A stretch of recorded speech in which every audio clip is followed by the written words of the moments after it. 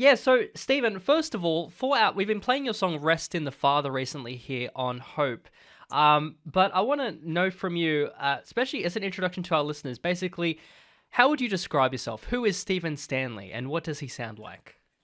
Oh man, easy question. No, no. I've grown up in Georgia in the United States. I've been married for 6 years. I have a baby on the way. She'll be here in like Exciting. four weeks, so it's getting close. I'm a pastor's kid, and I've been playing music since I was like 9 years old. Um, I love and that. yeah, I just never stopped. So I've been playing music a long time. But that's all I can think of. No, no, that's great. Great introduction. You were just saying you've been playing music since you were 9, and I read that you grew up listening to a lot of 70s and 80s bands. What are some of your favorites, and maybe any in particular that have influenced you? Oh yeah, I mean, my dad was a huge musical influence. He loved the 70s and 80s music. So, listened to a lot of Bon Jovi, a lot of Journey, uh, really everything from that era. If it's classic rock, I've listened to it, Hmm. and love it. So, I I've yeah. paid tribute to that today Oh, there you go, here. Queen. Yep, yep. That's got to be top 10. Yep, love it. Definitely. Now I understand. Now, when you were younger, you actually lost hearing in one of your ears, your Yeah, left ear. Is that correct? yeah. So I was in a jet ski accident. Yeah, and lost hearing. Oh, that would have been so tough Yeah. because I actually lost my hearing also in my left ear around this similar age. But Oh, really? yeah, but it wasn't after an accident. It was literally it was some virus or something. Like I literally woke up one day and I was just, oh, I can't hear out of this ear, and I was like, oh, it'll go away, I'll just. Wow. And then a couple weeks later, I'm Yeah. like, oh no, it's still it's still blocked. Um, Yeah. so anyway, they don't I, know what it was, but apparently it's more common than people realize. yeah. I don't know if the experience was the same for you. When it happened to me at 9, my inner ears were off. So I had trouble balancing. Hmm. Um, I have more of that now and actually than before, but yeah. Really, yeah. So basically, at that time I was, normal kid. I played sports and played outside a lot. And that's really when I started playing music because for a few months I couldn't play outside. So instead of my mom giving me some video games or putting me in front of the TV, she had an old guitar and taught me Hmm. how to play guitar and piano. So I just did that and never stopped. Hmm.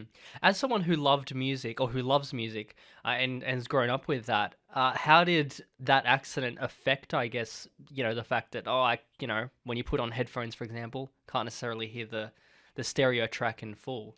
Like, did that affect Yeah, your? yeah, for sure. I don't know if you know the song "Meant to Live" by Switchfoot. I love that, of course. Like Yeah, definitely. because it's got the stereo thing with the guitars where it's one side's playing one thing and the other side's playing the other. uh I actually got to tell them that, which is cool. It was probably the last song I heard in stereo. And actually they thought that was pretty cool. But I remember hearing that song after the accident, be like, this must be like a different version or something because I can't hear the other side. So Oh gosh. yeah, yeah. So I'm assuming I mean, it's very different, listening to music, not hearing the full spectrum of everything. Yeah, it's a lot more satisfying hearing on a speaker system now. And also, I mean, it's good to if you're listening less on headphones or earphones anyway, it probably is better for your hearing overall. So Sure. it's a Yeah, win-win. But absolutely. For sure. um and I guess, yeah, since then, obviously, you have built a musical following, a lot on social media as well. I want to talk first about your cover of. We were just talking about classic rock music before. Your cover of Bridge Over Troubled Water. I'm sure you've talked about this thousands of times, but honestly, to all our listeners, if you haven't checked out Steven's version, it's amazing. Go check it out. But in this track, your voice is so powerful, it just builds and builds. And I was wondering, why did you choose this song specifically to cover? And I understand it took a while to record as well. Yeah. So um, that one, I think my label had sent me a list of songs that they thought that they wanted me to record. Um, and obviously, I love Simon and Garfunkel and Paul Simon, and that one. When I saw it on the list, I was like, "That's we gotta. What can we do with that? Hmm. That sounds fun." Um, and so we started working on this version, and I think it's one of the best songs ever written. Like it's in my top five for sure of just one of the greatest songs ever.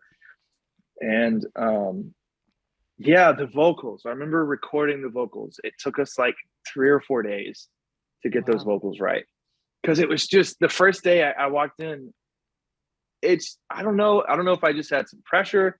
I just like couldn't sing the way the way I wanted it to sound. Especially when you're So we covering just such an keep iconic track. yeah, for sure. And there's other songs that like one of my other favorite songs is Stand By Me. I can sing I know how to sing that song, but for some reason this one was just like, so I just went home and listened to Simon Garfunkel and just tried to get in that space. And finally I feel like we got to a place where I was proud of it. Mm. And yeah, and now it's out.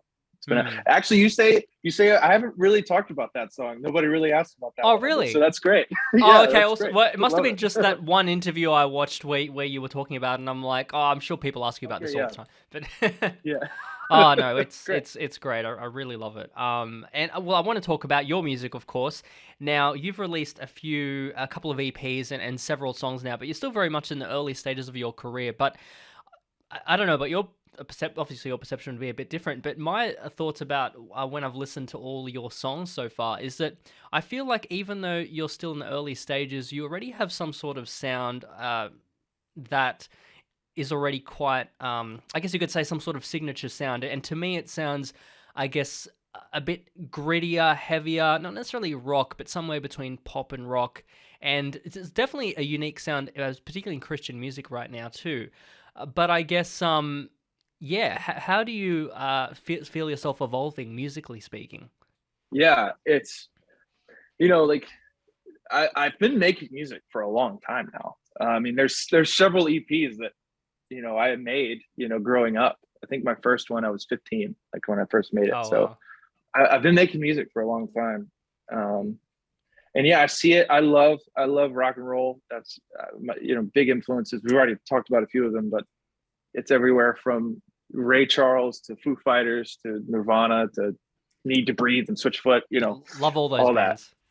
Yeah, there's even hip hop influences, and I feel like the millennial, like Gen Z, we had so much access to music that everybody listens to everything now, which I think is awesome. You're Mm. not just a metalhead. You can be, you can listen to all kinds of things. I think right now I'm working on my first album, which is exciting. It'll be like 17 to 20 tracks on the albums, which I'm really excited about. So it'll be a longer album. But I'll really get to delve into what you're talking about, like the sound. I feel like with this first album, I'm getting the chance to really dig in and really refine my sound and what I've always wanted to sound like. I'm gonna attempt to do on this Mm. album, and it's gonna have a lot of my influences on there. Like I love the rock stuff the most. I love pop music, and then I love cinematic stuff. If anybody's ever seen like any of the covers I've done, you can see I love Mm. like Hans Zimmer and John Williams. So there'll be that sort of mixture in there as well. Can't wait.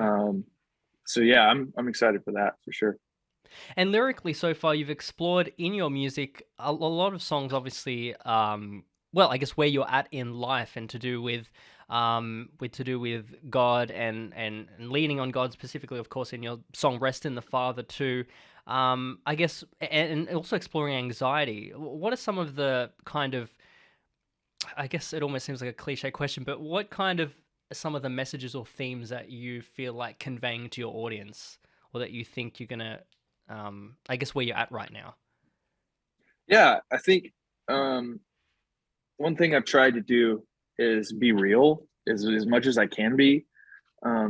Specifically with mental health and my own like personal issues with mental health, and being open and honest about that.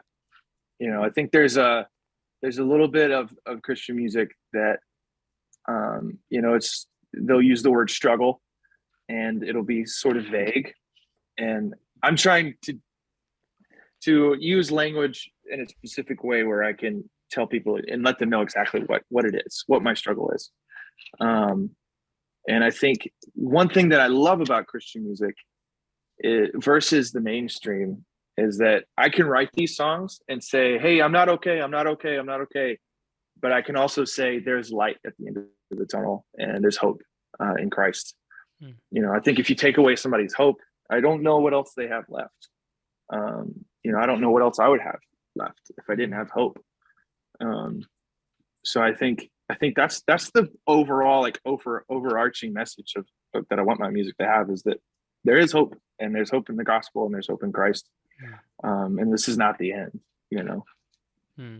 A lot of us, I think that leans well into what I was going to ask you next about your social media following too, because we tend to hear a lot about the negative aspects of social media, specifically on mental health, body image, all these kind of things. But you've grown quite a social media following that I'm sure you've also seen a lot of the positive aspects of social media and how perhaps your music or just your content is reaching people in a positive way. What's some of the, I guess, positive stories or feedback that you've received or that you've witnessed? Yeah, I mean, I think you can look at it both ways. You can look at social media as a very dangerous thing and a very scary thing. But no, there's been tons of, the social media following for me. It's kind of informed me that I'm not a lunatic. Like I can actually sing, like sort of that affirmation of like, hey, you're not terrible, and it's not just your mom telling you that you're good. Like you can you can actually write a song and be coherent. Yeah, but no, some of the stories. Somebody read me a comment earlier today that was like so touching, and it's honest. Just sitting here with you right now on the other side of the world in Australia, and you're talking about a song I wrote in my bedroom, like at 3 o'clock in the morning, is the strangest thing ever. It's hard to comprehend. And honestly, I haven't fully, I don't think I'll ever fully comprehend it. A small glimpse was when I first was able to tour and actually meet someone in person and then tell me like, hey, I heard your song and I live in not where you live. So Yeah. yeah, it's the whole thing has been so surreal, and the social media thing was not something I don't know. I don't think I ever thought in my mind. Maybe I thought it was like, yeah, that would be cool. But it wasn't something I chased after. It was just something that happened, kind of off the cuff. I just was doing something that I love to do, which is make music. And I put a camera up, and then now we're here. So, yeah. Now, before I let you go, I want to chat about your single "Rest in the Father," which is your latest release so far. Now, there's a bit of a story behind this one. Can you tell me a bit more about it? Yeah. So, this song is inspired by my wife. Earlier this year, I was on tour with a band called We Are Messengers. And in the middle of the tour, my wife calls me and she's just distraught. And I can hear just terror in her voice. And she tells me what happened. And basically, a man tried to break into our house while I was on tour. I'm in Indiana, which is about 8 hours from where I live in Georgia. And she's also 3 months pregnant at this time. And so the worst part of the story is she's getting ready for work, and she sees him outside our front door. We have like a small window on our front door, and she just starts screaming, and he stays there and just watches her scream for like a long time.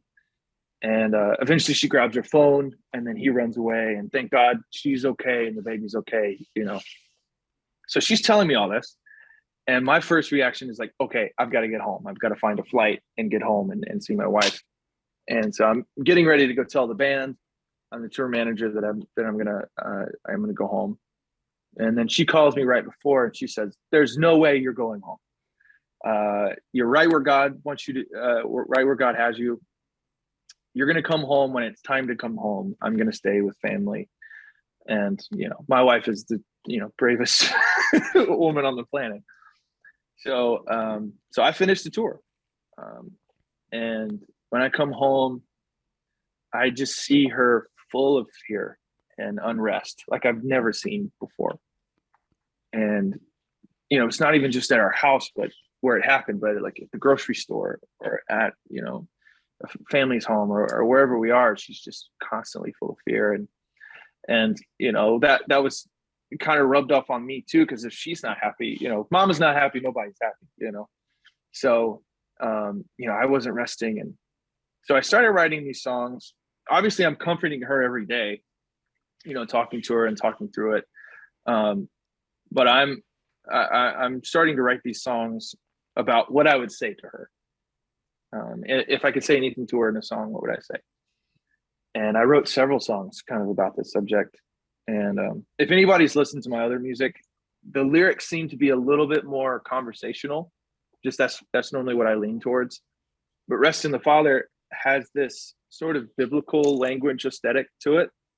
And for me, that felt right for this particular song, because I was trying to convey something that I knew to be true about God, and is that we can find true rest in God.